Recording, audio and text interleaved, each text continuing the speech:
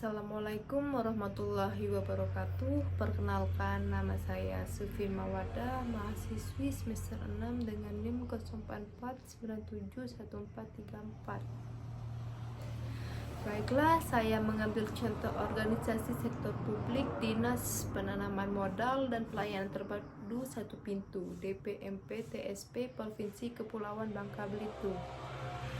DPMP TSP Bangka Belitung adalah instansi pemerintah yang bertanggung jawab dalam pengurusan izin usaha, investasi, dan pelayanan publik lainnya secara terpadu.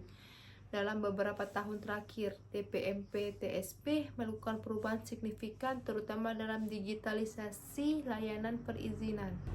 Mengapa organisasi tersebut perlu melakukan perubahan dan faktor-faktor apa saja yang mendorong organisasi tersebut melakukan perubahan?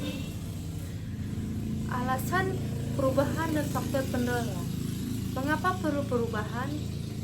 DPMP TSP perlu melakukan perubahan untuk meningkatkan efisiensi dan transparansi dalam pelayanan publik, menyesuaikan dengan perkembangan teknologi informasi, mendukung iklim investasi yang ramah dan kompetitif di Bangka Belitung. Adapun faktor-faktor yang mendorong perubahan yaitu tekanan dari regulasi nasional. Pemerintah pusat mewajibkan transformasi layanan publik ke arah digital melalui sistem online single submission. Tuntunan masyarakat dan dunia usaha. Pelaku usaha membutuhkan pelayanan izin yang cepat tanpa tatap muka. Kompetisi antar daerah Bangka Belitung perlu menarik lebih banyak investor sehingga pelayanannya harus unggul dan profesional. Perubahan teknologi. Kemajuan teknologi mempermudah proses otomatisasi perizinan. Pandemi COVID-19 mendorong percepatan layanan daring sebagai bentuk adaptasi.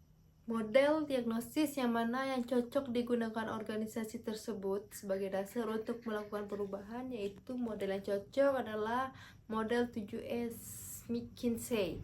Model ini cocok digunakan karena menganalisis perubahan dari berbagai dimensi organisasi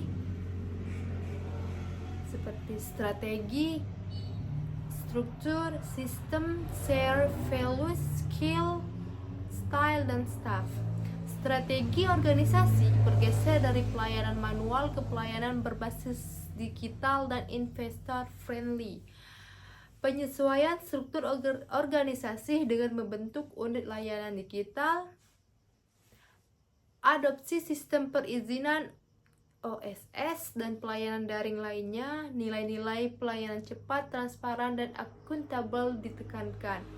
Pegawai dilatih keterampilan digital dan komunikasi publik, kepemimpinan mendorong inovasi dan responsif terhadap perubahan.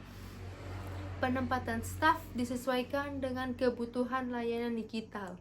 Dengan model ini, DPMP TSP dapat mengidentifikasi kekuatan dan kelemahan organisasi serta komponen mana yang harus disesuaikan agar perubahan berhasil. Terakhir, model pengelolaan perubahan yang paling cocok digunakan untuk instansi DPMP TSP ialah model Kotter 8 Step Change.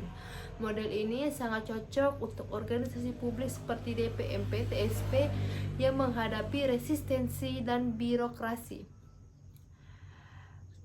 Yang pertama, create urgency, menjelaskan pentingnya transformasi layanan digital kepada semua pihak. Yang kedua, form a powerful coalition, membentuk tim perubahan dari lintas bidang dalam organisasi.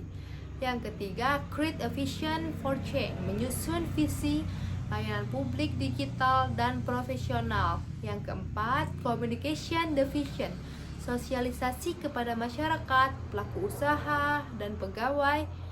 Yang kelima, empower action, menghapus hambatan birokrasi yang menghambat layanan daring.